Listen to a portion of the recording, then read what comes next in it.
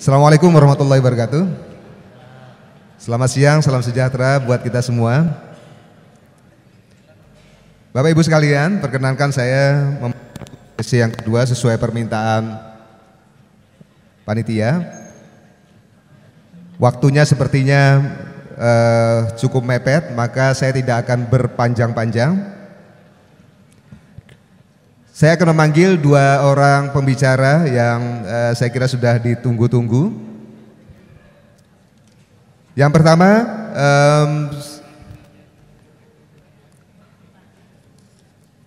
sesuai dengan urutan sini adalah Bapak Bambang Pamungkas. Silakan Pak Bambang. Kemudian beliau dari BPKRI. Kemudian langsung saja saya panggil yang kedua,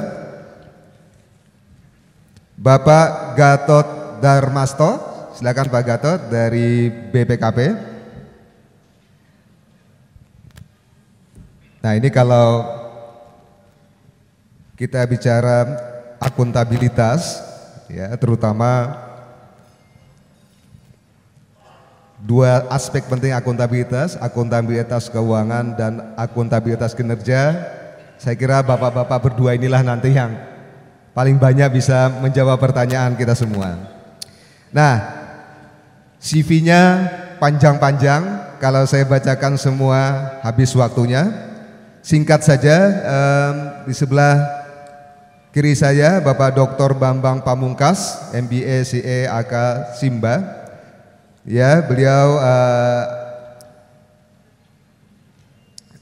dokter akuntansi dari Universitas Pajajaran, ya, master dari University University of Hull Inggris, dan dari Sekolah Tinggi Akuntansi Negara S1-nya, ya. Jadi saat ini beliau adalah auditor utama di BPKRI, maaf. Kemudian yang kedua di sebelah kanan saya Bapak Dr. Andes Gatot Darmasto AK, MBA, CFRA, CA, CRMA, dan QIA. Wah, panjang sekali ini Pak ya. Nah, Pak Gatot ini adalah pulang kampus. Beliau S1-nya dari Universitas Gadjah Mada, ya, S2-nya sama ini. Wah, ini alumni HAL semua, ya. Dari Inggris semua, dari UK semua ini. Oke, saat ini Pak Gatot adalah sebagai deputi ya Pak ya. Deputi Kepala BPKP untuk bidang pengawasan penyelenggaraan keuangan daerah. Oke, semula panitia memberikan waktu cukup longgar kepada saya untuk memandu sesi ini, tapi tadi sudah diberi pesan tidak boleh terlalu lama, seperti pesannya Pak Profesor Halim ya. Mulainya boleh terlambat, tapi selesainya tidak boleh kan. Langsung saja saya berikan kesempatan pertama, kalau bisa Pak Bambang ya, seperti kita bicarakan di VIP room tadi, ikan sepat ikan gabus Pak.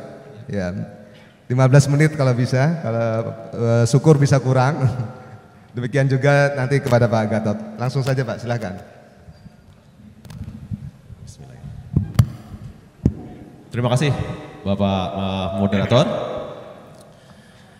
Yang saya hormati panelis Pak Gatot, yang saya hormati para kepala daerah, ya, baik Pak Gubernur atau Pak Wakil Gubernur, saya dengar tadi ada, kemudian Bapak Wali Kota atau Ibu atau wakilnya, kemudian juga para Bupati maupun wakilnya, setelah hadirin yang berbahagia dan yang saya hormati dan saya banggakan, guru saya Profesor Abdul Halim. Assalamualaikum warahmatullahi wabarakatuh.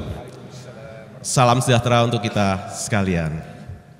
Bapak Ibu hadirin yang kami hormati, ya mudah-mudahan dalam 15 menit ini saya akan berbagi Bapak Ibu sekalian ya terkait dengan masalah transparansi terutama dan akuntabilitas. Namun demikian, ya, kami juga mengucapkan selamat ya, kepada Bapak Ibu yang tadi menerima penghargaan dari Universitas Gadjah Mada, ya, karena saya juga surprise ketika pimpinan kami di BPK mendapat undangan dari Universitas Gadjah Mada. Ya, rupanya ada salah satu momen yang sungguh luar biasa, yaitu mengenai indeks ya Pak ya, pengelolaan keuangan daerah. Bapak Ibu sekalian, mungkin yang akan saya sampaikan dalam hal ini paling tidak ada 4 hal. Jadi yang pertama terkait dengan apa itu BPK dan bagaimana hubungan dengan Bapak Ibu sekalian. Kemudian juga lesson learned yang kita peroleh ketika teman-teman di pemerintah kabupaten, kota, provinsi mendapatkan opini, dan juga bagaimana sebetulnya menurut pandangan kami BPK upaya-upaya untuk mempertahankan WTP, dan juga setelah ya tadi sempat diskusi juga di luar, kalau kita sudah WTP lantas apa gitu, what next? Nah, ini juga salah satu pemikiran yang ada di paling tidak di kami di BPK saat ini. Bapak Ibu sekalian, ya, dalam hal ini langsung aja Mas, kita kalau bicara dasar hukum nggak usah. Saya akan menyampaikan kepada Bapak Ibu sekalian mengenai visi dan misi BPK RI. Jadi Bapak Ibu sekalian, untuk tahun 2016 dan 2020, sebetulnya kami di BPK ini mempunyai visi adalah menjadi pendorong pengelolaan keuangan negara untuk mencapai tujuan negara melalui pemeriksaan yang berkualitas dan bermanfaat. Jadi untuk merumuskan visi ini ya para pimpinan kami di BPK dan juga para pelaksana termasuk kami ini sudah memikirkan nih, ya bahwa sebetulnya keberadaan BPK ini adalah di dalam kerangka ya Negara Kesatuan Republik Indonesia adalah satu kesatuan. Hanya saja syukur alhamdulillah ya masing-masing institusi ya rupanya juga sudah mendapatkan amanah masing-masing. Tapi tujuannya adalah sama ya, bagaimana sebetulnya mencapai tujuan bernegara. Nah, kemudian di dalam implementasinya ya BPK mendapatkan amanah untuk melakukan pemeriksaan terhadap pertanggungjawaban dan pengelolaan keuangan negara. Nah, lantas kalau BPK melakukan pemeriksaan apa nih? Apakah hasil pemeriksaan BPK sudah bermanfaat? Atau bahkan pertanyaannya, sebelum bermanfaat sudah berkualitaskah? Ya, jadi dalam hal ini Bapak Ibu sekalian, ya, kita di BPK ini juga sudah menyadari ya, dalam membangun negara Republik Indonesia ini kita tidak lain dan tidak bukan harus selalu bersama-sama. Ya, BPK rupanya dalam hal ini adalah ya, di bidang-bidang pemeriksaan atas pertanggungjawaban dan pengelolaan keuangan negara. Oleh karena itu inilah sekarang visi BPK, bagaimana secara bersama-sama bisa membangun ya negara yang kita cintai ini. Nah, oleh karena itu untuk melaksanakan visinya ini paling tidak ada 2 hal yang harus dibangun di BPK. Yang pertama adalah bagaimana kita memeriksa pengelolaan dan tanggung jawab keuangan negara yang secara bebas dan mandiri. Itu kalau kita lihat fungsinya. Untuk mencapai fungsi-fungsi memeriksa tadi, ya mestinya BPK juga harus melaksanakan tata kelola organisasi yang independen, berintegritas dan profesional. Ya, jadi inilah sebetulnya yang diinginkan paling tidak sampai tahun 2020 kemana sebetulnya BPK ini. Bapak Ibu dan hadirin yang berbahagia. Jadi kalau tadi sempat kita berdiskusi di luar ya bahwa kami di BPK ini kalau lihat tugas fungsinya adalah melakukan pemeriksaan. Pemeriksaannya adalah pemeriksaan keuangan, pemeriksaan kinerja, dan pemeriksaan dengan tujuan yang tertentu. Tolong lanjut Mas, data opini. Jadi Bapak Ibu sekalian, kalau saya sempat membaca bahwa masalah indeks yang dikembangkan di Universitas Gadjah Mada ini, memang salah satu kriteria yang dilihat di sana adalah mengenai opini dari BPK, kan Pak, salah satu yang dikembangkan. Bapak Ibu sekalian, kalau kita lihat dalam hal ini ya, kemana sebetulnya arah dari yang kita inginkan setidak-tidaknya oleh BPK, maka kalau kita lihat perkembangan dari tahun 2011 sampai dengan 2015, syukur alhamdulillah memang semakin menaik dan meningkat teman-teman yang mendapatkan opini WTP. Bahkan untuk tahun 2016, Bapak sekalian, ini sebetulnya yang di Jawa dan Sumatera yang selama ini menjadi di bawah koordinasi saya pemeriksaannya, itu bahkan sudah mencapai angka 79,22% yang mencapai WTP. Yang WTP masih 20%, masih juga ada tapi yang opininya tidak memberikan pendapat sebesar 0,78%. Nah ini kan sebetulnya kalau tadi yang awal tadi yang saya sempat berdiskusi di luar, kalau sudah WTP what's next? Dan ini sama juga terpikirkan kami di BPK. Jadi kalau teman-teman kita sekalian dengan amanah yang ada di BPK, salah satu pemeriksaan keuangan sudah mendapatkan opini WTP, lantas bagaimana? Hanya saja Bapak sekalian, memang sekarang ini kalau kita bicara WTP, rupanya ada berbagai salah penafsiran apa yang dimaksud dengan WTP. Nah ini harus juga kita sampaikan supaya juga kalau sudah dapat WTP itu apa sih? Ada beberapa hal Bapak sekalian yang kita rasakan, mispersepsinya itu ada macam-macam. Yang pertama misalnya dari teman-teman di entitas kita, kabupaten, kota, provinsi maupun di pusat, ya mohon maaf. Ya, di dalam kita diskusi, di dalam kita kita melakukan audit, kadang-kadang kan kita berdiskusi secara bebas. Jadi kalau kita lihat dari upaya auditi untuk mendapatkan opini, itu banyak yang persepsinya macam-macam. Jadi paling tidak biarkan saja, pasti kita akan mendapatkan WTP. Itu yang pertama tuh persepsinya. Kemudian yang kedua juga sudahlah WTP terserah aja kapan BPK akan memberikan. Itu juga ada persepsi semacam demikian. Nah kemudian juga ada juga ini yang sedikit tinggi nih. Jadi kadang-kadang di dalam diskusi dengan teman-teman di SKPD, WTP adalah harga mati, harus kita capai. Wah luar biasa ini. Ya, bahkan di dalam hal ini, kalau kita bicara WTP harga mati, upayanya, effortnya adalah tinggi sekali. Nah kalau kita lihat dari tadi secara proses upayanya, kemudian kalau kita lihat, ya misalnya ini dari respon ya teman-teman yang kita periksa, auditi, ini ada berbagai juga sih persepsi yang timbul. Yang pertama adalah, waduh kalau kita sudah dapat WTP mohon maaf nih, bisa sebagai modal politik, terjadi rupanya. Kemudian yang kedua adalah tadi, saking dapat WTP-nya itu biasanya euforia, larut, wah kita sudah dapat WTP, sudah selesai permasalahan. Atau ini yang menarik juga Bapak sekalian, wah kita harus dapat WTP karena dengan WTP ini sebagai salah satu kriteria Kementerian Keuangan untuk memberikan insentif, berlomba-lomba semua mendapatkan WTP. Nah ini juga yang bagus juga, salah satu ya ketika discuss ini rupanya WTP menjadi kebanggaan. Aduh kalau mohon maaf kita di kabupaten kota kalau belum mendapat WTP kita menjadi malu, itu juga terjadi rupanya. Ya jadi beberapa fenomena ini. Tapi juga yang menarik pandangan dari masyarakat mengartikan WTP itu apa sih? Ini publik secara umum. Ya sekarang selama ini kita coba rasakan. Jadi WTP artinya adalah bebas korupsi, kan yang sering terjadi itu Pak. Ya, pertanyaan benarkah WTP kalau udah WTP kok masih ada korupsi? Itu juga persepsi yang timbul.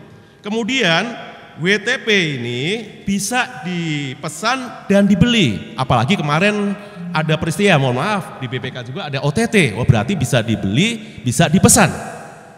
Nah berarti gampang kan gitu. Ya ini yang muncul Bapak sekalian. Nah kemudian juga kalau kita bicara WTP, nah ini Pak tadi yang kita diskusikan, itu kalau sudah WTP berarti penyelenggaraan pemerintah kinerjanya sudah baik. Ya tadi saya mendapat ilmu yang luar biasa, Pak Bambang, kalau sekarang itu WTP masalahnya sebetulnya masih financial atau administratif. Kalau kita mau melihat kinerja secara keseluruhan, ya sifatnya yang bukan non-financial, kan kira-kira gitu Pak ya. Tapi ini masih muncul, jadi kalau WTP seolah-olah semuanya sudah baik, padahal itu baru salah satu bidang yang katakanlah penilaian, ya harus ada 2. Nah, Bapak sekalian, itulah sebetulnya beberapa hal. Kalau tadi yang pertama tesisnya tadi adalah setelah WTP what's next gitu. Ya, jadi saya karena waktunya sangat terbatas, ya mudah-mudahan bahan saya nanti kalau memang bermanfaat bisa disampaikan juga kepada Bapak Ibu sekalian. Saya akan keluar aja langsung Mas ke dalam strategi BPK ke depan tuh apa sih? Supaya mendorong kalau sudah WTP yang kinerjanya ini juga mulai bagus. Lantas apa yang harus dilakukan oleh BPK? Ya, jadi memang ada beberapa hal Bapak sekalian. Kalau kita lihat strategi BPK ke depan, sudah Mas? Itu ada di halaman 16. Ya, kita masuk aja halaman 17. Jadi Bapak sekalian, kami di BPK menyadari ya bahwa sebetulnya masalah financial, masalah opini itu ya harus bisa cepat. Walaupun tadi kita lihat sebetulnya sudah kurang lebih 80% itu sudah mencapai WTP, maka BPK dalam hal ini harus memfokuskan kegiatannya kepada peningkatan jumlah pemeriksaan kinerjanya. Ya, karena dengan kinerja ini paling tidak BPK akan bisa memberikan ya mudah-mudahan kepada Bapak Ibu sekalian sebagai auditi apa sih sebetulnya kinerja yang seharusnya tanda petik bisa dilakukan oleh Bapak Ibu sekalian.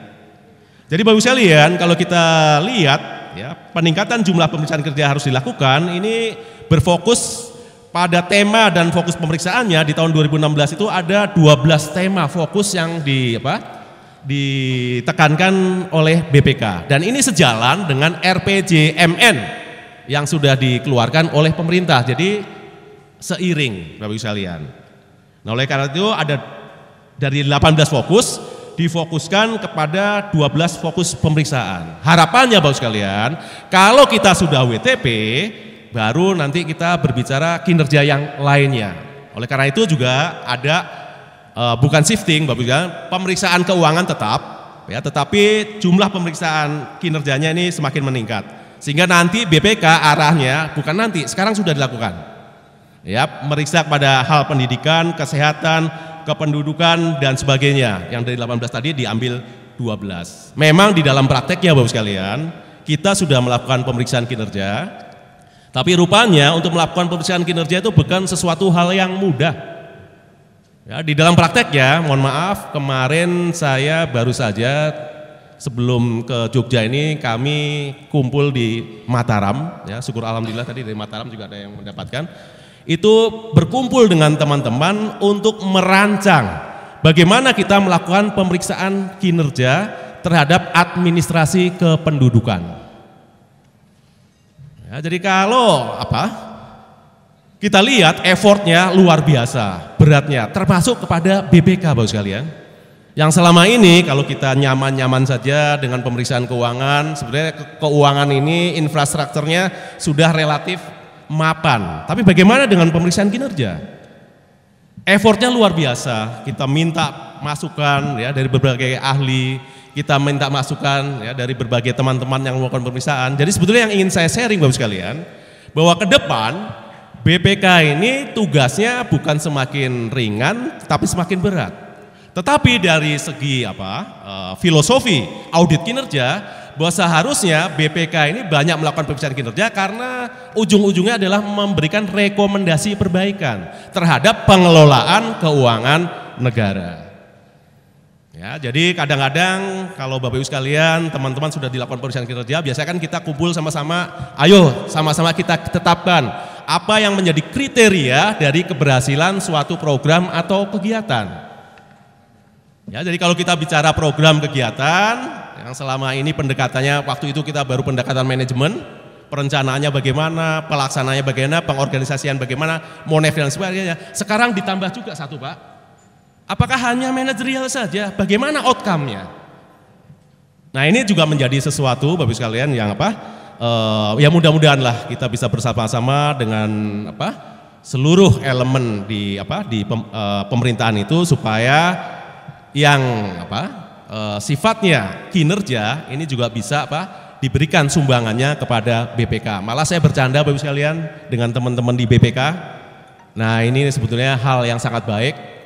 Kalau selama ini kita dengan opini pemeriksaan dengan tujuan tertentu, investigasi, ya mungkin ya, tapi enggak banyak, ya mungkin bagi sebagian orang tadi seolah-olah mencari-cari kesalahan. Tapi kalau kita pemeriksaan kinerja harus juga berubah mindset kita, karena ujungnya adalah rekomendasi, memberikan perbaikan. Kalau memberikan solusi-solusi perbaikan, ya mindsetnya, ya tanda petik tetap marwahnya pemeriksaan, tetapi hal ini adalah lebih banyak kepada tanda petik rekomendasi maupun kalau perlu konsultasi, Pak sebaiknya ini dan ini dan ini. Jadi sebetulnya yang ingin saya sampaikan kepada Bapak sekalian, ya, kami dari BPK sudah dititipi pesan juga oleh pimpinan kami, terutama Ibu anggota kami, ya Ibu Ismayatun, Pak Bambang, bahwa BPK sekarang ke depan, ya, dalam hal ini adalah bukan hanya sekedar pemeriksaan saja, tetapi bagaimana kita secara bersama-sama membangun negara Republik Indonesia, tetapi dalam tanda petik bukan sifatnya konsultasi Pak Bambang, kalau ada konsultasi atau layanan manajemen masih dalam konteks pemeriksaan, dan ini paling cocok adalah melalui pemeriksaan kinerja. Jadi sementara itu Pak yang bisa saya sampaikan, lebih kurangnya kami mohon maaf. Nanti kalau ada yang perlu dielaborasi yang akan kami sampaikan juga. Terima kasih. Wabillahi taufik wal hidayah. Wassalamualaikum warahmatullahi wabarakatuh. Waalaikumsalam warahmatullahi wabarakatuh. Terima kasih banyak Pak Bambang dan terima kasih atas kooperasinya pas 15 menit lewat beberapa detik. Oke, tahan dulu Bapak Ibu sekalian, pasti banyak pertanyaan. Tadi sudah ada kata kunci yang luar biasa, bagaimana kita bergerak dari WTP ke sesuatu yang jauh lebih menantang lagi bagi kita semua, termasuk Bapak Ibu dari pemerintah daerah, yaitu bagaimana berorientasi kepada kinerja, outcome dan seterusnya. Selanjutnya saya minta kepada Pak Gatot untuk sesi untuk yang kedua, ya silakan Pak. Jangan kalah dengan Pak Bambang, Pak. Pak Bambang 16 menit, Bapak 14 menit. Bismillahirrahmanirrahim. Assalamualaikum warahmatullahi wabarakatuh. Yang saya hormati Pak Auditor Utama BPK RI, Pak Bambang Pamungkas, Pak Moderator, Pak Kaprodi, Maksi UGM, Prof. Halim, Pak mewakili Pak Mendagri, kemudian para gubernur, bupati, wali kota yang hadir pada kesempatan ini, Bapak Ibu sekalian yang saya hormati, Sivitas Akademika UGM yang saya hormati, yang sesi berikutnya ini saya akan menyampaikan kira-kira masih terkait dengan apa yang disampaikan oleh Pak Bambang tadi, terkait dengan opini. Kami akan melihat dari sisi maturitas SPIP dan kapabilitas APIP, yang dua hal ini mempunyai hubungan yang sangat erat. Sudah disampaikan oleh Pak Bambang tadi mengenai opini. Saya cepat saja supaya menghemat waktu. Slide pertama, sesuai dengan RPJMN 2015-2019, kita untuk kementerian lembaga ditargetkan pada 2019 nanti 95% BTP. Kemudian provinsi 85%, 2019, kabupaten 60% dan kota 65%. Tadi sudah disampaikan realisasi sekarang. Lanjut. Sampai dengan saat ini 374 yang sudah keluar, masih kurang 5 kalau nggak salah yang di Aceh. Capaiannya untuk tahun buku 2016 seperti itu. Provinsi 31, kabupaten 271 dan kota 72. Kalau kita bandingkan dengan target RPJMN kelihatannya sudah lebih untuk 3 hal ini. Tapi itu kan tidak mesti sekarang WTP terus-terusnya akan WTP. Kita akan lihat seperti apa nanti pada 2019. Sedangkan di kementerian lembaga dari 87, WTP-nya 73 dan WDP 8, TMP-nya 6. Lanjut. Dari opini yang sudah dikeluarkan oleh BPK RI tadi, KPD 2016 untuk provinsi, kabupaten, kota yang 374 BTP itu 301 Pemdanya menggunakan sistem informasi keuangan daerah yang dibangun oleh BPKP. Jadi sekitar 80,86% pengelolaan keuangannya sampai dengan penyusunan laporan keuangannya menggunakan SIMDA dari BPKP. Dan yang 139 yang WDP itu juga 109-nya menggunakan SIMDA. Lanjut. Kita coba lihat, kita perhatikan dan menjadi perhatian kita semua, karena tadi saya sampaikan bahwa belum tentu kalau sekarang WTP nanti tahun berikutnya sampai seterusnya itu akan WTP. Nah, ternyata di tahun buku 2017 untuk pemeriksaan di 2017, tahun buku 2016 itu ada 18 LKPD yang turun dari WTP menjadi WDP. Bahkan ada yang turun menjadi TMP, tidak memberikan pendapat. 6. Ini perlu kita waspadai dari 537 yang sudah terbit. Bapak sekalian, yang ini yang mungkin nanti akan menjadi stressing kita. Ya. Lanjut. Ini lanjut saja bahwa sebenarnya dari seluruh instansi pemerintah, provinsi, kabupaten, kota itu sudah 82%-nya menggunakan dalam keuangan daerah. Permasalahan yang sekarang masih muncul Bapak sekalian yang kita perlu waspadai, ini saya mohon maaf Pak, menggunakan data BIP untuk hasil pemeriksaan tahun buku 2016. Lanjut. Di semester 1 BPKRI tempatnya Pak Bambang itu melakukan pemeriksaan 696 rubrik, temuannya 10.918, permasalahannya 15.568, ini sumbernya dari Kompas. Dan dari 15.568 permasalahan itu 49%-nya adalah permasalahan mengenai sistem pengendalian intern pemerintah yang lemah. Dan 51%-nya merupakan permasalahan governance yang lemah. Jadi SPIP-nya lemah, governance-nya juga lemah. Ya. Semester 2, demikian pula dari 604 permasalahan yang ditemukan 7.594, masih ada situ 18% permasalahan SPI dan 82%-nya masalah governance. Ini sangat terkait sekali dengan judul yang saya sampaikan tadi mengenai APIP, aparat pengawasan intern pemerintah dan sistem pengendalian intern pemerintah. Ya.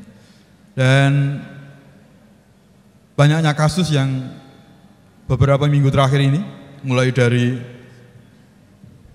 Bengkulu, Malang, Pamekasan, Tegal, terakhir tadi malam kembali ke Bengkulu lagi. Ini yang masalah-masalah yang kelihatannya menjadi PR kita semua yang harus segera kita atasi.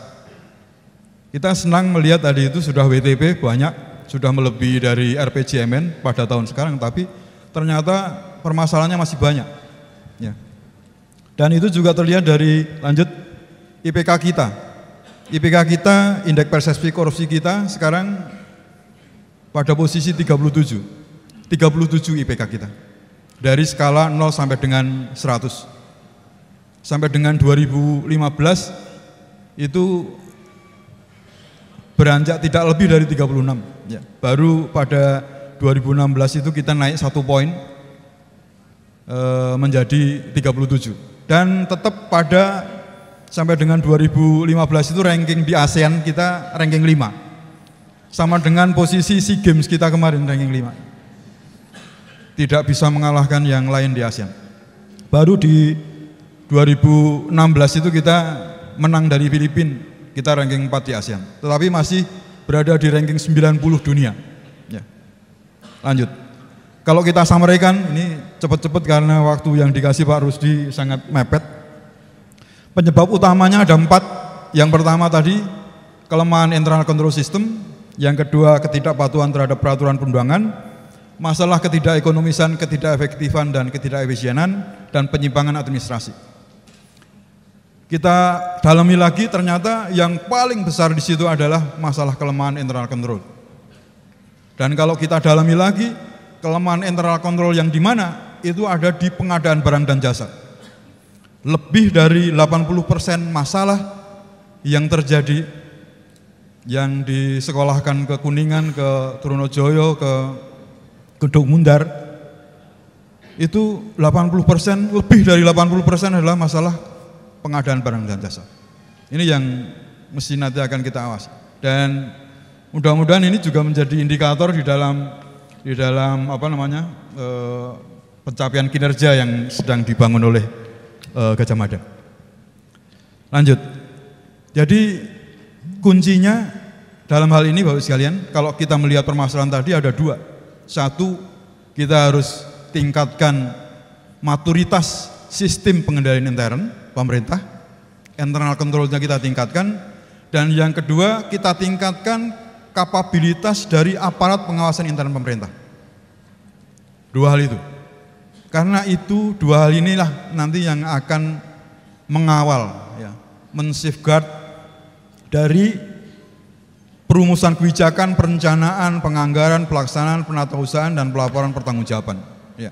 Nah, kita harapkan APIP ini menjadi strategic business partner, ya, ke depan, ya. Merupakan tangan kanannya kepala daerah menjadi strategic business partner dari unit kerja yang ada di dalam organisasi untuk mencapai tujuan. Ya. SPIP-nya adalah sistemnya. Jadi kalau kita melihat dari sisi teori three lines of defense, ini SPIP dan APIP, SPIP-nya adalah second line-nya, APIP-nya adalah third line. First line-nya adalah manajemen. Ya, ini yang nanti akan menyelamatkan dari kepemerintahan dan meningkatkan kinerja itu. Lanjut. Jadi peran SPIP dan peran APIP ini harus efektif, ya, dari seluruh tahapan proses manajemen, ya, yang tadi saya sampaikan, mulai dari perumusan kebijakan sampai monitoring evaluasi yang ada di dalam first line of defense. SPIP-nya merupakan second line, sedangkan peran APIP yang efektif sebagai consulting dan assurance, atau tadi saya katakan dia harus menjadi strategic business partner, itu merupakan third line. Ini juga harus efektif. Lanjut. Kalau kita melihat posisi sekarang Bapak sekalian, capaian level dari maturitas SPIP sampai dengan posisi 18 Agustus. Jadi dari skala leveling maturitas SPI sampai dengan level 5 yang kita harapkan itu yang paling ultimate. Kementerian lembaga dari 87 kementerian lembaga yang ada sekarang, itu yang sudah mencapai level 3 baru 8. Ya. Kementerian Keuangan, BNP 2 TKI, Kementerian Perdagangan, BPKP, Kementerian Kelautan dan Perikanan, Kementerian ESDM, BPS, dan KPK. Yang lain levelnya masih 1 atau masih level 2. Ini skornya provinsi dari 34 provinsi baru 4 yang levelnya sudah 3. Provinsi Daerah Istimewa Yogyakarta, Gorontalo, Jawa Timur, dan Jawa Tengah. Yang lain belum. Kabupaten kota dari populasi 508 kabupaten kota baru 32. Ya, baru 32 yang baru 9%. Sedangkan SPIP sama APIP ini pada 2019 ditargetkan oleh Pak Presiden levelnya harus 85% level 3. Baru di situ bisa kira-kira menyelamatkan beberapa penyimpangan yang saya sampaikan tadi. Lanjut. Ini yang 4 provinsi, Yogyakarta, Gorontalo, Jawa Timur, dan Jawa Tengah. Lanjut. Kabupaten kota 32, Bapak sekalian bisa lihat apakah masuk di situ. Lanjut. Nah sekarang kita lihat kondisi existing dari aparat pengawasan intern pemerintah yang ada. Ya. Dari pada posisi 31 Desember 2016, dari kebutuhan pada posisi itu akhir 2016 46.560 yang dibutuhkan aparat Indonesia. Ini pada posisi akhir 2016 itu baru ada 13.210, baru 28,4%. Data saat ini sudah naik menjadi 13.351. Ini yang kita tunggu dari Civitas Akademika UGM supaya segera menjadi pengawas ini, menambah jumlah dari APIP. Ya. Tapi biasanya kalau UGM itu jarang yang mau masuk ke pemerintah ya, Prof. Halim. Maunya di swasta ya. Dari yang ada APIP sebanyak 632 aparat pengawasan intern pemerintah yang sudah ber-JFA, ada jabatan fungsional auditor di situ, itu ada 536. Dari 536 yang ada, itu sebanyak 48,89%, itu belum memiliki satu gugus tugas. Satu gugus tugas itu ada pengendali mutu, ada pengendali teknis, ketua tim, anggota tim. Ini kadang-kadang terutama untuk kabupaten kota yang merupakan pemekaran, itu baru ada yang baru kantornya saja, ada yang baru pejabatnya saja, tapi belum punya pasukan dan sebagainya. Jadi macam-macam. Itu masih cukup besar. 48,89% dari 536 APIP. Lanjut. Sedangkan kapabilitas APIP, kapabilitas aparat pengawasan intern pemerintah yang ada sekarang, ya, dari 628 APIP yang ada, itu capaian sekarang yang mestinya kita harapkan sudah level 3, ya, dari skala 1 sampai dengan 5. Sekarang se-Indonesia itu baru 26 yang kapabilitas APIP-nya sudah level 3. Kementerian lembaga dari 86 baru 8. Provinsi dari 34 baru 5. Dan kabupaten kota dari 508 baru 13. Provinsi yang sudah APIP-nya level 3 itu Inspektorat Provinsi Jawa Barat, Jawa Tengah, Bangka Belitung, Gorontalo, dan Sulawesi Barat. Ya, ini mudah-mudahan segera meningkat. Dan ini kelihatannya agak, udah, masih 10 menit, oke, masih 2 menit lagi mas. Jadi lanjut. Kalau kita lihat grafiknya sangat lambat sekali. 2014 itu yang APIP-nya level 3 itu baru 1. 2015 hanya naik 1 menjadi 2. 2015 ke 2016 agak lumayan ada kenaikan menjadi 25, dan 2016 sampai 2017 itu hanya naik 1. Dan sekarang hanya 26. Padahal ini menjadi salah satu kegiatan prioritas nasional yang dimonitor oleh Pak Presiden. Dievaluasi melalui KSP, ya, di kantor staf Presiden. Ini setiap bulan dimonitor APIP di daerah. Yang beliau mengharapkan pada rapat koordinasi aparat pengawasan intern pemerintah secara nasional kemarin, beliau mengharapkan 85% APIP harus sudah level 3 pada akhir 2019 nanti. Ya. Lanjut. Jadi harapan terhadap APIP adalah ini, lanjut. Ya, 3 ini. APIP diharapkan menjadi mempunyai fungsi assurance, ya. Ada di situ assurance activities-nya. Fungsi preventifnya dari sisi anti korupsi, corruption activities, dan fungsi consulting atau advisory activities. Ya. Jadi kalau 3 hal ini kita dimiliki oleh APIP, tadi itu saya bisa dikatakan bahwa dia akan bisa menempatkan dirinya sebagai strategic business partner di dalam suatu organisasi. Peran APIP saya rasa ringkas saja, lanjut. Jadi meningkatkan akuntabilitas keuangan negara, tadi yang sudah saya gambarkan dalam satu diagram, mewujudkan peran APIP yang efektif, kemudian quality assurance di dalam pelaksanaan reformasi birokrasi, mengawal program strategis pemerintah daerah, dan pencegahan tindak pidana korupsi. Jadi kita harapkan ada shifting paradigm di sekarang yang dulunya itu APIP hanya menjadi watchdog, ya. Bahkan kadang-kadang kalau zaman dulu itu di inspektorat itu tempat buangan itu. Yang tidak suka, yang tidak ini dan sebagainya buang di sana. Nah, sekarang harus dirubah itu.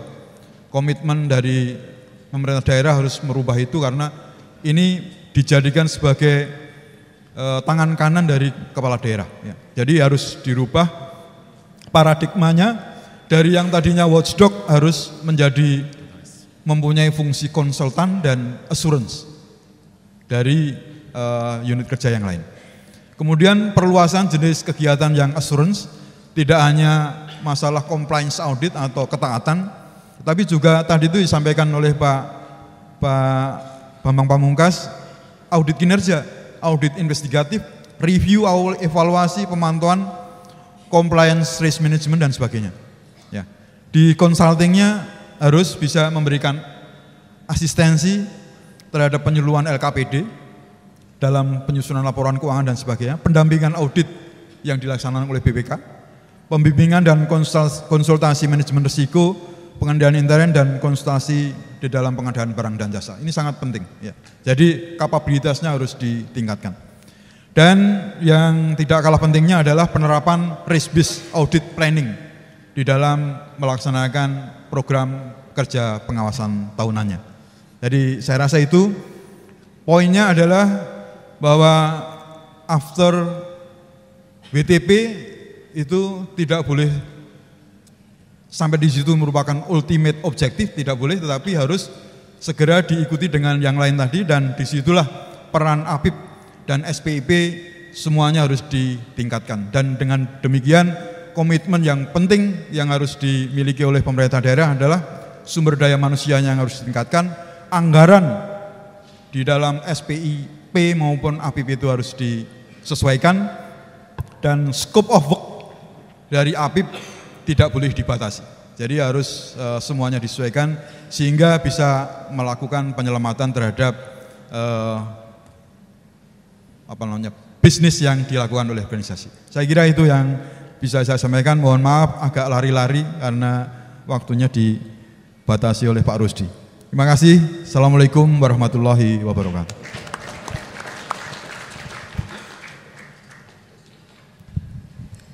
Oke, terima kasih Pak Gatot. Cuma terlampaui 4 menit Pak, tapi memang kalah dengan Pak Bambang Pak. Tapi memang banyak masalah yang harus disampaikan. Oke, sebenarnya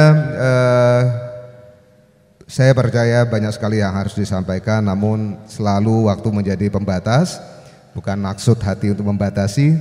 Nah, asumsi saya kalau dari hitungan awal waktu yang diberikan oleh panitia, saya catat terus, itu kita masih punya waktu kurang lebih 20 menit untuk tanya jawab. Setelah di-adjust tadi, ada 20 menit untuk tanya jawab. Nah, sebelum nanti saya berikan kesempatan, saya kira fokus yang kita dapatkan dari paparan beliau berdua, ya, ada benang merah, satu kata yang persis ditekankan itu adalah kinerja. Sekali lagi selamat kepada kabupaten, kota, pemda-pemda yang provinsi juga yang sudah mendapatkan award tadi dari hasil assessment yang dilakukan oleh Prodi Maksi Universitas Gadjah Mada dalam konteks indeks keuangan, dalam hal ini transparansi, kesehatan keuangan dan sebagainya. Sudah kita dengarkan bersama tadi, sangat jelas dan tegas bahwa pekerjaan kita nampaknya belum selesai. Tanpa mengurangi kebahagiaan kita atas prestasi yang sudah kita dapatkan hari ini, ya, kita semua tahu bahwa masih banyak anak tangga yang harus ditapaki ke depan. Panjang, bahkan kalau dari paparan terakhir oleh Pak Gatot tadi tentang SPIP dan APIP, itu PR-nya semakin berat nampaknya. Tapi jangan khawatir, pasti kita akan sampai ke sana. Nah, sekali lagi tema kita adalah dari WTP, ya, menuju, ya, pengelolaan keuangan yang lebih sehat, transparan, akuntabel, dan ternyata belum titik, ya. Ya Pak ya, belum titik, ya. Masih titik-titik, masih perlu dilanjutkan untuk bisa mencapai performan real, kinerja real dari program dan kegiatan yang ada yang dilakukan oleh pemerintah daerah. Maksi akan terus melanjutkan kajian. Alhamdulillah kita melalui Star Project itu akan melakukan kajian lebih lanjut untuk melakukan riset-riset untuk melandasi, melengkapi indeks keuangan ya yang telah kita buat. Nanti akan ada lagi indeks kinerja daerah. Dalam hal ini kita perlu riset dulu, tidak tergesa-gesa untuk menyiapkan merating Bapak Ibu sekalian. Oke, sementara itu mari kita buka kesempatan. Mudah-mudahan masih ada kesempatan. Saya tahu ini jamnya makan siang, tapi silakan bersahabat Bapak yang dekat kamera satu. Maaf saya tidak bisa melihat persisnya, tadi ada satu dekat kamera. Kemudian di sebelah sana ya ada dua, saya kira tiga saja ya. Satu lagi sebelah sini. Yap. Silakan Pak, silakan tolong teman-teman panitia mic-nya. Tolong dikenalkan Pak, nama dan dari mana? Baik, terima kasih pada pemateri. Nama saya Ahmad Idrus, Kepala Inspektorat Kota Jayapura.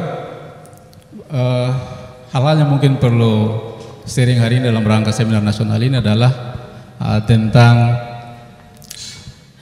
pengelolaan keuangan berkaitan dengan pemeriksaan, bahwa pembangunan pengelolaan keuangan itu diarahkan untuk bagaimana mensejahterakan masyarakat. Toolsnya adalah pengelolaan keuangan, endingnya adalah bagaimana kita meraih sebuah opini.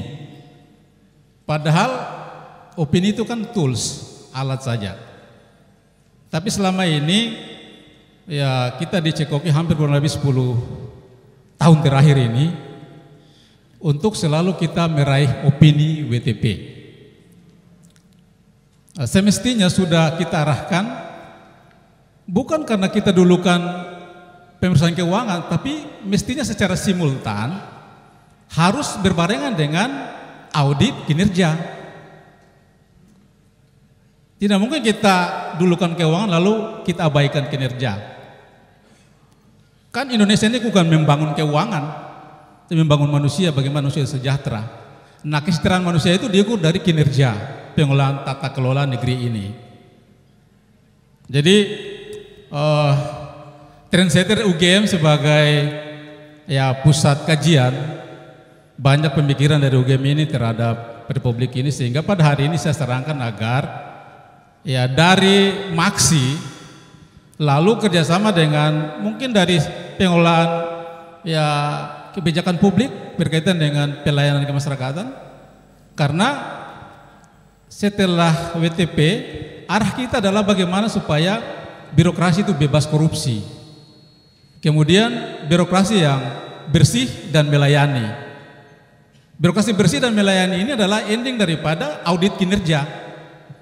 Bagaimana kita mau melihat suatu masyarakat yang baik kalau tanpa kita melalui alat tools yang kita lakukan melalui audit kinerja. Maaf Pak, pertanyaannya Pak? Pertanyaannya sampai kapan audit kinerja ini kita harus lakukan? Buat Pak Bambang. Pak Bambang ini teman lama di Permendagri 13 ini. Oke, terima kasih. Kemudian yang kedua, kaitan dengan satu saja kah? Waktunya terbatas. Kaitan dengan APIP. Kita ini jangan terlalu karena output daripada APIP ini sarjana agama, sarjana olahraga, beda orang BPK, orang stan semua, gitu. Sehingga harus ada crash program bagaimana kapabilitas APIP itu kuat, gitu. Sehingga terus juga tentang dari BPKP sebagai pembina APIP di daerah, untuk mendapat sertifikat JFA saja orang ujian itu sampai 2-3 kali, sampai 4 kali tidak lulus. Mau ketua tim itu sangat sulit. Saya sarankan agar indeks untuk penilaian ataupun kriteria itu harus sedikit dipermudah, walaupun itu adalah jabatan profesional. Saya sarankan mungkin Diklat Ciawi itu di JFA itu kita posisikan dia sebagai perguruan tinggi macam UGM seperti begitu. Lalu ketika diberikan sertifikasi, ya kita harus dari daerah yang harus melihat itu, karena untuk kenaikan pangkat saja harus terlalu ribet. Untuk angka kredit harus sampai ukur sampai dinilai oleh BPKP. Nah ini teman-teman saya di daerah itu sudah hampir 6 tahun tidak naik-naik padahal jabatan fungsional. Lalu mereka mau rame-rame untuk masuk lagi ke struktur, jabatan struktural. Sekarang seperti itu karena ujian tapi tidak lulus-lulus. Ini tantangan juga bagi pembuat regulasi di pusat. Mungkin satu kali saat lulusan STANI itu semua bawa ke APIP di daerah-daerah. Harus begitu baru imbang sehingga tidak ada dusta di antara kita, antara pusat dan daerah. Saya pikir itu. Terima kasih. Wassalamualaikum warahmatullahi wabarakatuh. Waalaikumsalam. Terima kasih banyak Pak Idrus. Saya kira pertanyaan kedua juga sangat kita perlukan. Terima kasih. Ada 2 pertanyaan dari Pak Idrus. Di sebelah kanan ini tadi yang Pak, ya silakan Pak baju putih, tolong Pak. 1 pertanyaan saja Pak ya, maaf ini waktu saya tinggal 15 menit untuk menjawab. Sudah ada 2 pertanyaan, 3, 4 pertanyaan bakalan. Terima kasih. Bismillahirrahmanirrahim. Assalamualaikum warahmatullahi wabarakatuh. Selamat siang, salam sejahtera bagi kita semua. Nama saya Arif Widyar, Ketua DPRD Kabupaten Sambas, Kalimantan Barat.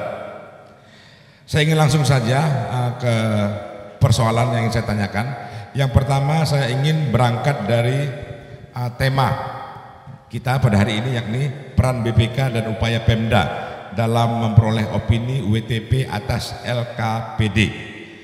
Kemudian saya ingin teruskan dengan apa yang telah dipaparkan tadi terhadap strategi dan visi BPK ke depan, bahwa BPK tidak lagi hanya sebagai pemeriksa tapi lebih jauh malah ingin melaksanakan proses-proses preventif. Namun saya melihat prakteknya, saya ingin kaitkan apa yang menjadi objek yang diperiksa oleh BPK, yakni penyelenggaraan pemerintah daerah, dan kita semua mengetahui Undang-Undang 23 tahun 2014 begitu jelas seperti apa mensetarakan atau menjadikan mitra antara eksekutif dengan legislatif. Namun selama ini kami melihat BPK dalam memeriksa frekuensi rutinitas pemeriksaan itu hanya dilakukan di eksekutif. Yang kami ingin berikan tanda petik adalah dalam hal pemeriksaan dan menggali data terhadap kebenaran proses pelaksanaan. Misalnya di sini disebutkan strategi mempertahankan kualitas LKPD, menindaklanjuti seluruh rekomendasi hasil pemeriksaan BPK, memperkuat SPI dalam rangka mencegah dan seterusnya. Namun prakteknya produk APBD, produk berhasil tidaknya dana itu digunakan untuk kesejahteraan rakyat dan peningkatan pelayanan publik, itu hasil kerjasama antara eksekutif TAPD bersama legislatif Badan Anggaran. Tapi DPRD-nya, Badan Anggarannya tidak pernah ini ditanya oleh BPK. Seperti apa kepatuhan terhadap waktu-waktu yang diperintahkan oleh peraturan perundang-undangan dan seterusnya. Oleh karena itu maka kami ingin mempertanyakan apakah ke depan BPK juga akan melaksanakan program mencari tahu melalui legislatif. Misalnya kami pernah didatangi oleh seorang peneliti doktor. Mereka mendatangi legislatif seperti apa kesesuaian waktu sesuai perintah undang-undang yang disampaikan eksekutif, sesuai enggak, seperti apa tanggapan Bapak terhadap proses dan lain sebagainya. Saya kira itu perlu dilakukan BPK ke depan. Yang kedua, Pak, opini. BPK memberikan opini WTP, WDP dan sebagainya. Namun di sisi lain, di luar sana bahkan ada pemerintah daerah yang eksekutifnya sendiri juga memberikan opini kepada BPK. Apa opininya? Opininya adalah itu opini WTP, WDP itu gampang bisa diatur. itu opini bisa diinikan, diitukan, diatur. Nah, oleh karena itu mohon tanggapan BPK terhadap opini itu. Terima kasih. Assalamualaikum warahmatullahi wabarakatuh. Selamat siang dan salam sejahtera bagi kita semua. Baik, terus Arif dari Sambas terakhir. Wah, tenang. Silakan di dekat kamera di sini. Ini Mas, dekat kamera Pak. Bapak berbatik hitam hijau. Ini yang terakhir. Terima kasih Bapak. Waktu Pak, silakan Pak. Singkat. Kami dari BPKD Kota Magelang Bapak. Pertanyaan kami sampaikan kepada Pak Bambang. Ya. Maaf Pak, tadi namanya Pak? Pak dari BPKD Kota Magelang Bapak. Dari Kota Magelang. BPKD.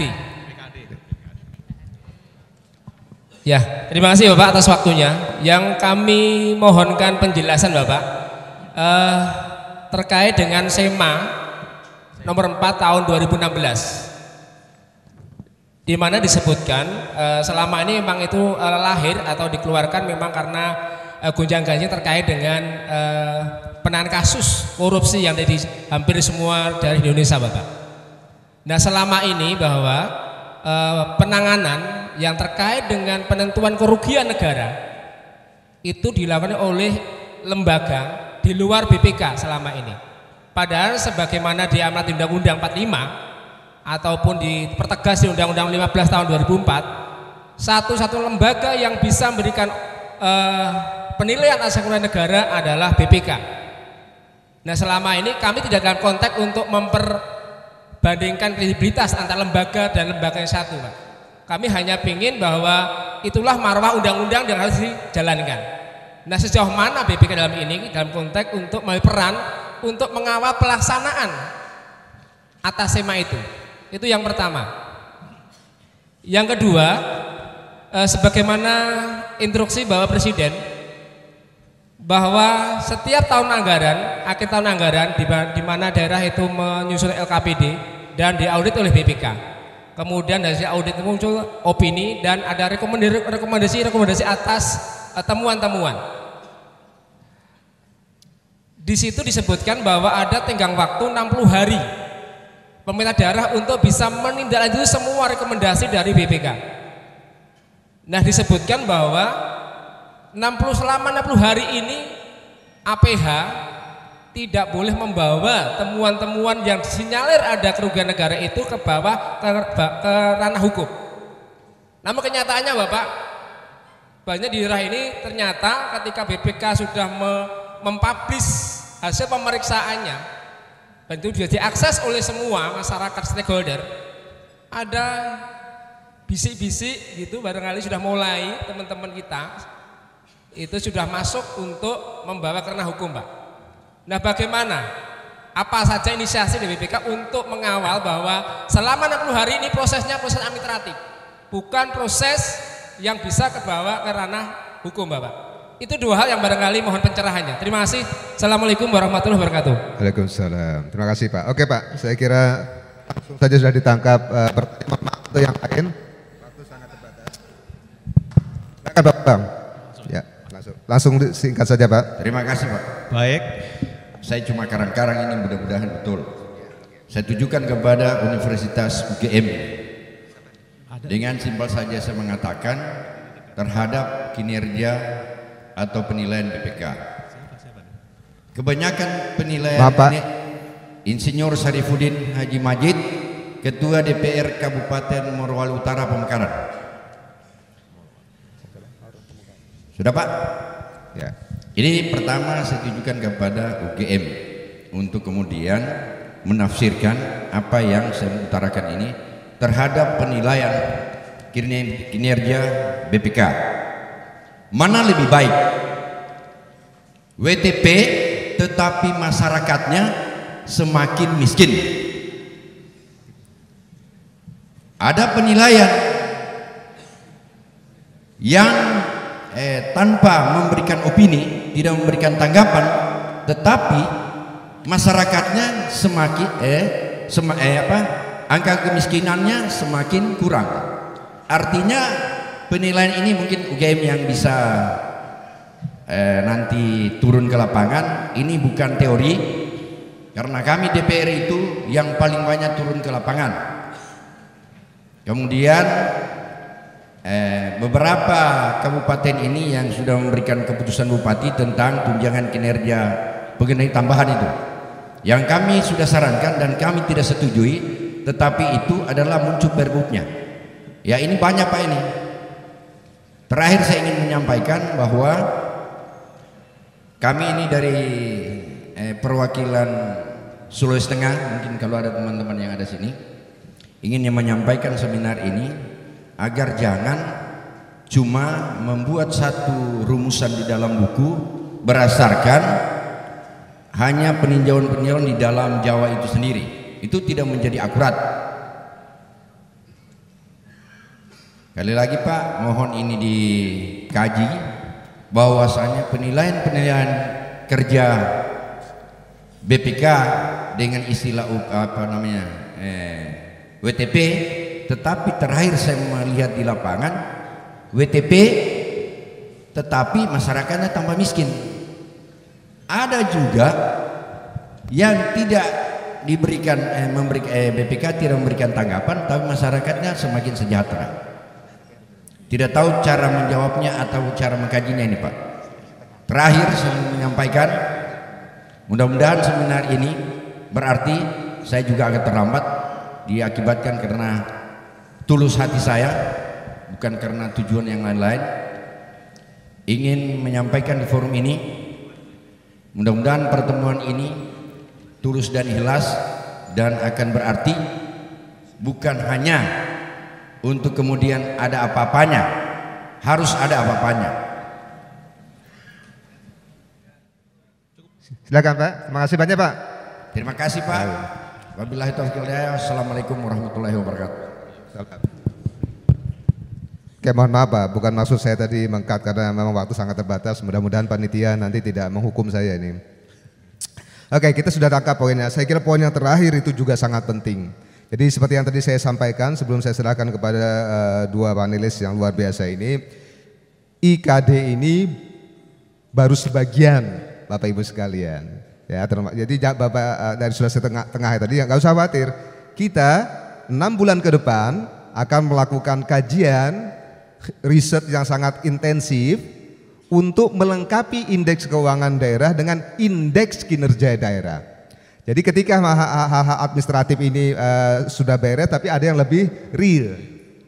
Hasil dari kajian itu nanti akan kita sampaikan di bulan Februari tahun 2018.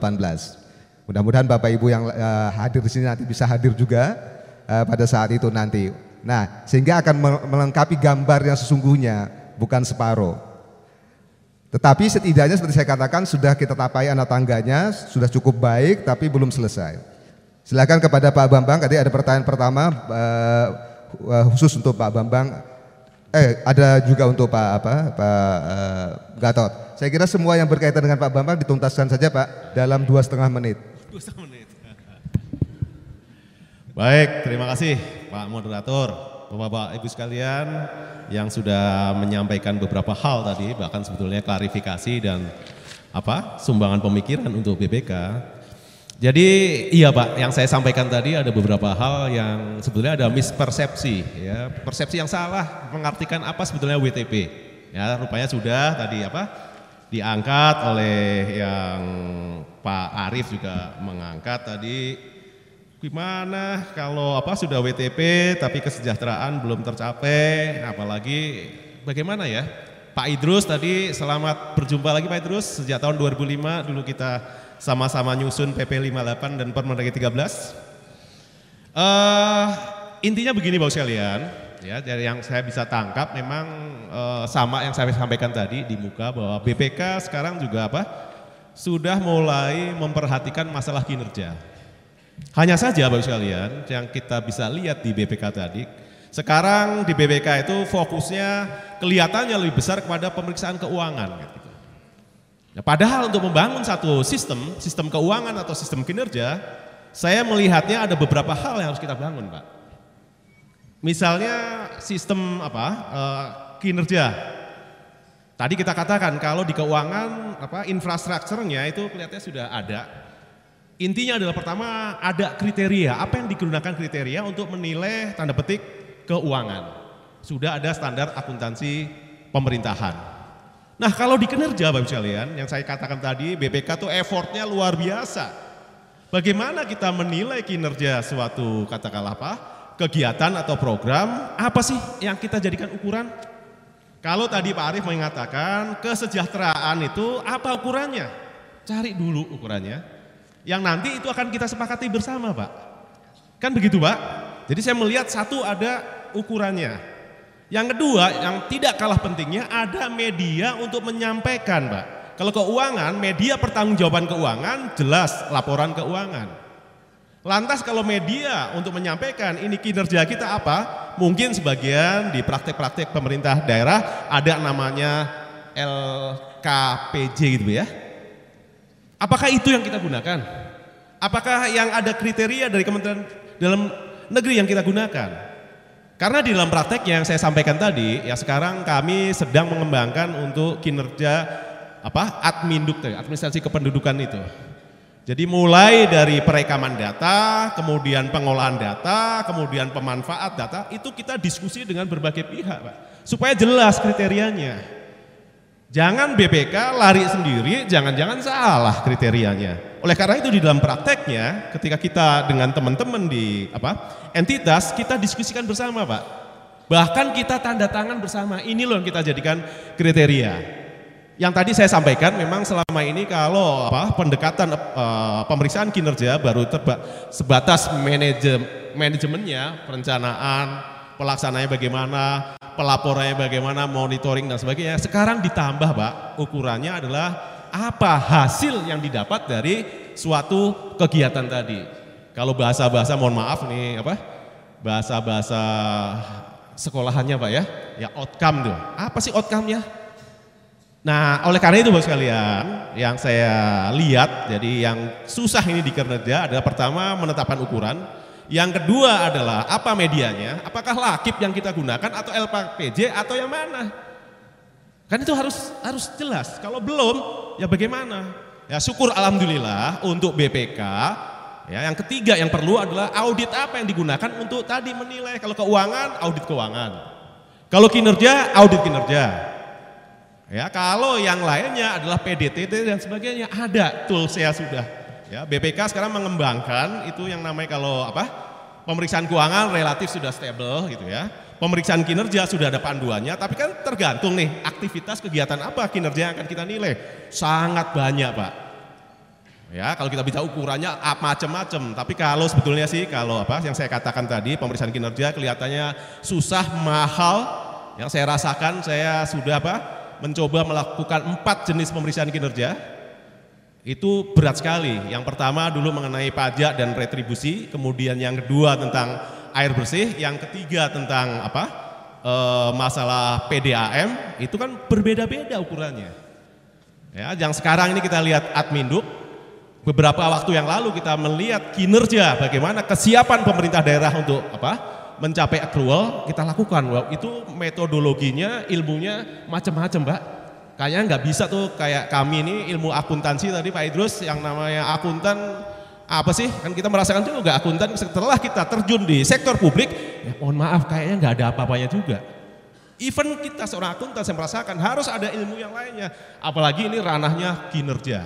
Ya, jadi itu intinya, terima kasih. Dan kemudian yang dari BPKAD, saya susah jawabnya, ini bukan ranah BPK. Karena SEMA 04 itu ngatur teman-teman, boleh nggak bilang teman-teman, para hakim kok, yang menggunakan bukan BPK. Ya, bahwa harus di situ dikatakan PKN oleh BPK, enggak lah. Kalau kita lihat undang-undang yang lain juga, undang-undang Tipikor tuh boleh katanya Pak Gatot ya. Ya, jadi kami nggak pada posisi untuk mengawal, itu bukan ranah BPK itu. Bahwa hakim Mahkamah Agung menyatakan demikian, ke sana gitu loh, yang memutuskan. Termasuk dalam hal ini yang terakhir dari BPKAD yang lagi-lagi mengawal nih aparat penegak hukum. Enggak bisa Pak, udahlah biar aja masing-masing institusi itu bisa bekerja sesuai tugas dan fungsinya. Ya paling tidak kalau BPK menyatakan ya 60 hari ya 60 hari, karena kalau ada undang-undangnya gitu Pak, kalau tidak ditindaklanjuti undang-undangnya kan ada sanksi juga kepada yang tidak melaksanakan undang-undang tersebut kan, ya sanksi administratif dan denda. Ya kalau ngawal-ngawal sudahlah Pak, kami ini juga susah juga ngawal-ngawal teman-teman di BPK, apalagi yang peristiwa yang terakhir kemarin kan, OTT. Kami juga akan mengawal bahwa tadi kalau kita pemeriksaan berkualitas dan bermanfaat, tadi ada 2, perbaiki juga sisi tata kelola di BPK-nya. Jadi saya mohon maaf, itu yang bisa saya sampaikan. Lebih dari 2,5 menit Pak. Terima kasih. Wabillahi taufiq wal hidayah. Wassalamualaikum warahmatullahi wabarakatuh. Waalaikumsalam. Terima kasih Pak Bambang. Lanjut Pak Gatot. Terima kasih. Satu aja yang terus Inspektorat Jayapura. Terima kasih atas pertanyaannya, dan tadi sudah saya sampaikan juga bahwa kondisi APIP kita saat ini tadi itu masih ada gap yang sangat besar. Dari kebutuhan 46.000 sekian itu baru ada 12.000, jadi sepertiganya aja belum ada.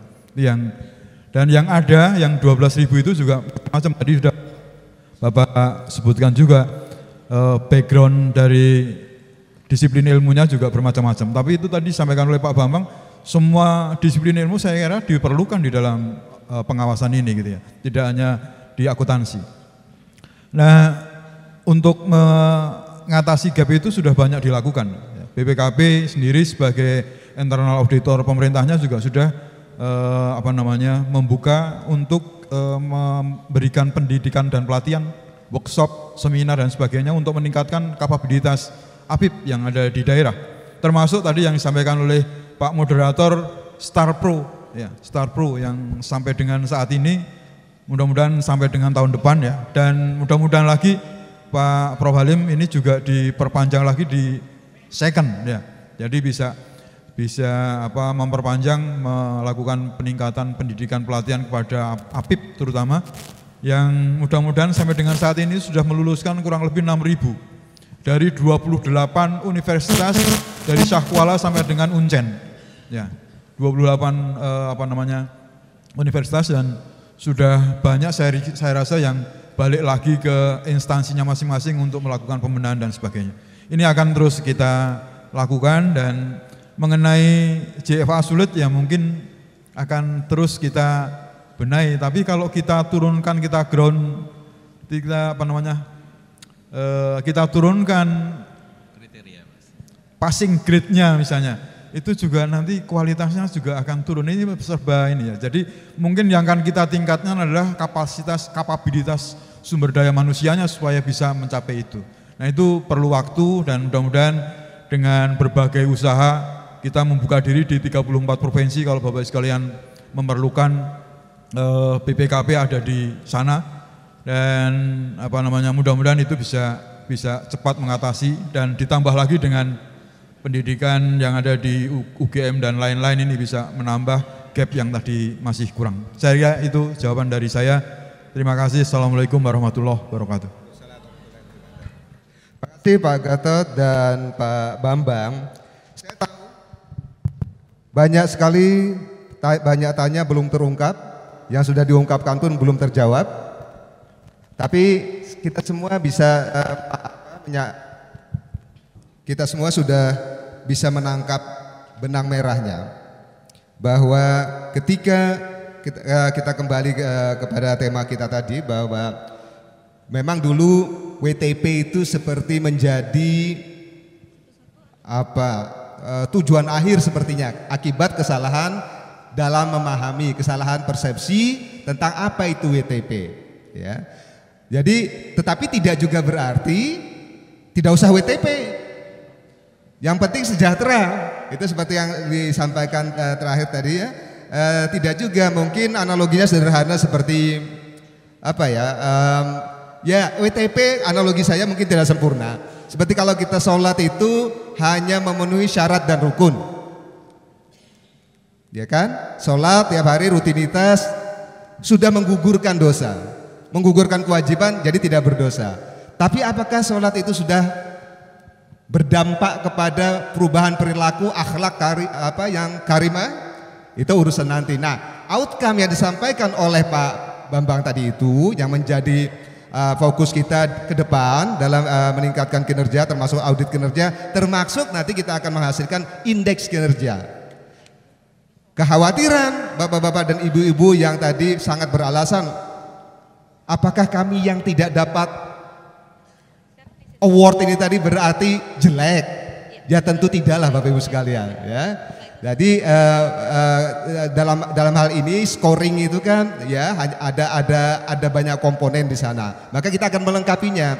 Ketika karena saya kebetulan moderator mewakili kampus ya, kami tidak akan berdiam diri berhenti di sini, tetapi seperti yang disampaikan oleh Pak Gatot tadi melalui Star Project, kita memang sedang melaksanakan kajian-kajian lebih jauh untuk menjawab banyak pertanyaan tadi sudah dilontarkan dan termasuk yang sudah bergelayut lama di dalam pikiran Bapak Ibu sekalian. Maka dari itu ya, seminar nasional kali ini itu ya adalah satu tonggak ya yang akan berlanjut. Ya, Bapak Ibu mungkin bisa mencatat di agendanya 15 sampai 16 Februari 2018 kita akan melaksanakan seminar nasional seperti ini, khusus untuk menyampaikan hasil kajian riset kita 6 bulan ke depan terkait dengan pertanyaan-pertanyaan Bapak tadi itu. Bagaimana kinerja? Kita akan betul-betul turun ke lapangan, langsung ke sana melihat bagaimana sejatinya kinerja secara keseluruhan ini, melengkapi financial accountability kita dengan performance accountability yang juga memang sangat penting. Dua-duanya penting. Tidak hanya WTP, tidak hanya outcome, dua-duanya penting. Karena seperti saya katakan tadi ini mengikuti aturan main yang jelas juga kita perlukan. Nah, itu saya kira poin kita, kata-kata yang paling gampang diucapkan tetapi sulit tantangannya sangat besar itu adalah outcome tadi. Mohon Bapak Ibu sekalian mungkin ketika pulang dari sini lagi merenungkan apa kira-kira harus dilakukan terkait dengan outcome ini. Ya, sesuai dengan bidang kerja masing-masing. APIP itu tadi seperti angka-angka dipaparkan Pak Gatot memang berat tugasnya, tapi akan kita lakukan. Pak Bambang tadi mengatakan Pak BPK juga akan fokus kepada kinerja. Tidak saja tentu saja financial audit tidak mungkin dihapuskan karena seperti saya katakan tadi itu adalah syarat dan rukun.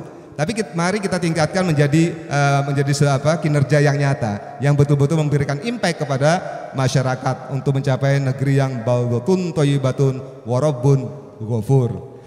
Saya kira itu dari saya. Mohon maaf jika ada banyak kekurangan dan sekali lagi mohon maaf tanpa mengurangi rasa hormat untuk mengkat penanya-penanya berikutnya. Semua itu karena waktu. Jangan khawatir jika ada pertanyaan-pertanyaan termasuk untuk universitas. Ya, silahkan dibuat tertulis, diserahkan kepada panitia. Nanti kami gunakan sebagai bahan-bahan kajian dalam diskusi-diskusi di kampus dan riset-riset yang terus akan kami lakukan. Mohon maaf jika ada banyak kekeliruan dan kesalahan serta kehilapan. Saya akhiri billahi taufik wal hidayah. Wassalamualaikum warahmatullahi wabarakatuh.